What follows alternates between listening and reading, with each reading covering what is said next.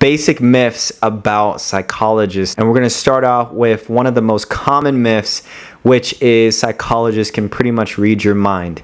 And the number of conversations that even I've had to have with patients and clients and families about what psychologists specifically do.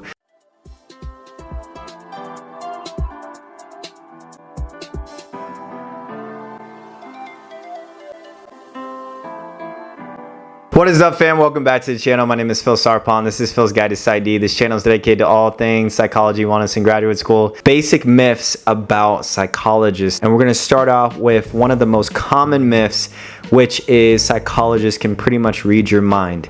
And the number of conversations that even I've had to have with patients and clients and families about what psychologists specifically do. And so no, psychologists are not mind readers, but they do use their training to understand behavior, emotions, and thoughts through observation and through evidence-based techniques. These are not supernatural powers. Myth number 2 is that all psychologists are therapists. This is not necessarily true. Just like not all therapists are psychologists, not all psychologists are therapists. In general, many psychologists will provide therapy. But then you may have some specialized form of psychologists, perhaps who only have a master's degree, for example, in school psychology or forensic psychology, where they may not be specifically doing therapy. They may just be doing assessments, right? Forensic assessments or school-based assessments. And so that is an area of psychology that is actually not doing therapy per se, but they are still in the mental health space. There's a lot of psychologists that aren't even licensed as clinical psychologists and are really just focusing on academia, on research, on teaching, or even consulting or coaching. And so you will find a good percentage of psychologists that are not doing clinical work day to day, doing therapy with clients, but maybe are doing some organizational work with organizations and nonprofits. Maybe they're doing teaching or research or consulting. Maybe they're just doing some academia and are just reading or writing books or preparing papers or preparing lectures, right?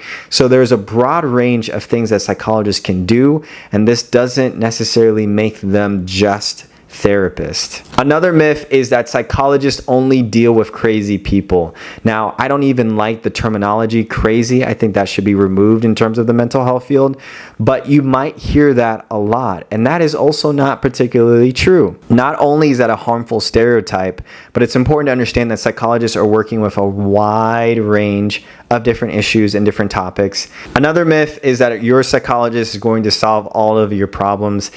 This puts a lot of pressure on the therapist or the psychologist. At the end of the day, all psychologists are doing is taking a broad range of research, distilling it down to specific interventions, and going off of empirical data and evidence-based science. That means that there may be a range of problems that just has not been studied out yet in science, and we don't have legitimate solutions for certain problems. And that is just the reality of evidence-based research or science. The last myth that I want to debunk is that everybody needs a psychologist. So this has been a topic before on social media about how everybody needs a therapist, everybody needs a psychologist, and need is a very strong word. Now, could everybody benefit from psychology in general? Absolutely.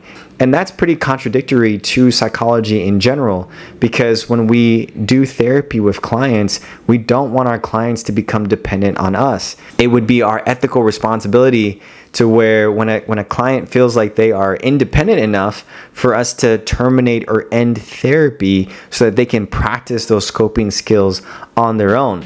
Now, there are certainly different forms of therapy that are much more long-term, and there are definitely going to be certain mental health conditions that might perhaps recommend long-term therapy over years or over decades because of the complexity of that mental health diagnosis. But in no way, shape, or form does every single person in the world need or require therapy, especially if maybe they're already doing other things for their mental health.